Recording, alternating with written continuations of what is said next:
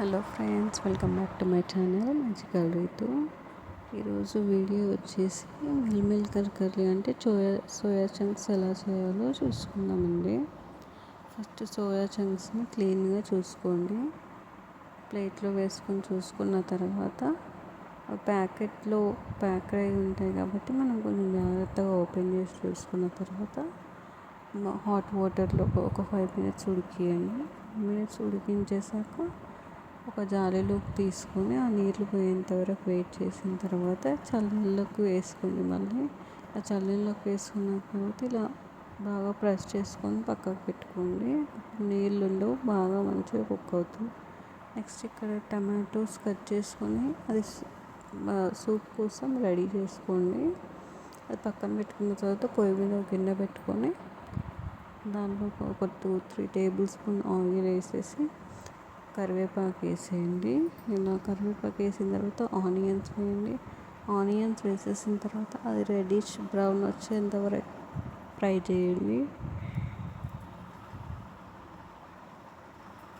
ఇలా brown colour వచ్చేంత వరకు ఫ్రై చేయండి. ఫ్రై చేసాక దానికి తగినట్టుగా పసుపు, ఇంకా కొంచెం అల్లం వెల్లుల్లి పేస్ట్ వేసుకోండి. నేను ఇక్కడ 1.5 స్పూన్ వేసుకుంటున్నాను. పసుపు 1 స్పూను, అల్లం పేస్ట్ 1.5 స్పూన్. ఇది పచ్చివాసన పోయేంత వరకు ఫ్రై చేసుకోండి. బాగా ఫ్రై చేసుకుంటే పచ్చివాసన తొందరగా వెళ్తుందండి. నెక్స్ట్ ఇప్పుడు మనం టమాటో గుజ్జు పట్టుకున్నాం కదా, ఆ గుజ్జుని దీంట్లో వేసేయండి. వేసేసి బాగా కలిపేసి అది కూడా కొంచెం మగ్గనివ్వండి.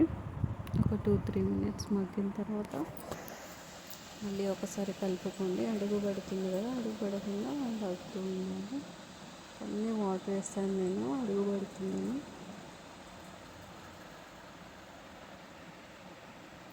దీంట్లోనే కొంచెం కారం వేసుకోండి. దానికి తగినట్టు కారం, ఉప్పు వేసుకొని మళ్ళీ మంచిగా కలుపుకోండి.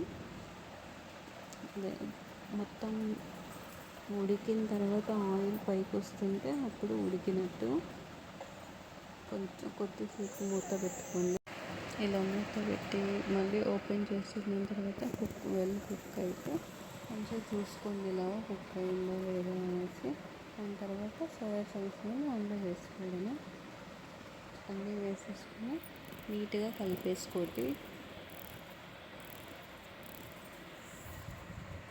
ఇలా అన్నీ వేసుకున్న తర్వాత నీట్గా అవి ఒక్కొక్కసారి ఎక్కువ ఉడకబెడితే విరిగిపోతాయి. అలా కాకుండా ఒక 70% ఉడకబెట్టుకోండి. ఇలా కొంచెం సేపు మగ్గించిన తర్వాత వాటర్ వేసుకోండి. ఒక 2 glasses వాటర్ వేసుకోండి. చిన్న గ్లాస్ టీ గ్లాస్ అయితేనేమో 2 glasses వేసుకోండి. పెద్ద గ్లాస్ అయితే 1 glass సరిపోతుంది. ఈ క్వాంటిటీని బట్టి వేసేసుకోండి. కొద్దిసేపు మూత పెట్టిన తర్వాత ఇలా ఉడుకుతుంది చూడండి.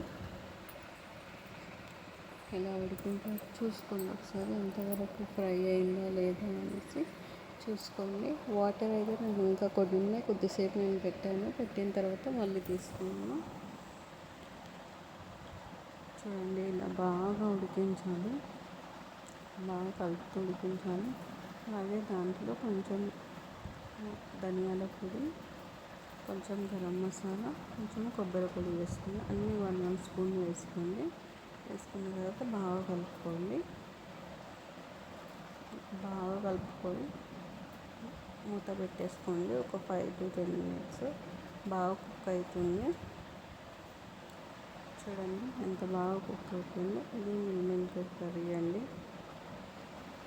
ఇది మటన్తో సహా తినొచ్చండి. మటన్ లేకపోయినా ఇదే చాలా పోషకాలు ఇస్తుంది. Thank you for watching.